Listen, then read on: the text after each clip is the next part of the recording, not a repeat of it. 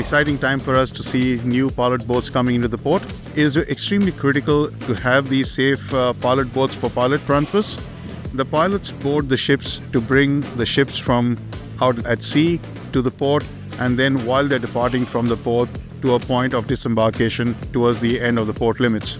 We have workshopped additional safety requirements such as cushioning of the decks. We've got the FLIR cameras for nighttime search and rescue operations. We've got wider embarkation footprints for the boat, something that's over and above the basic design that's in the market.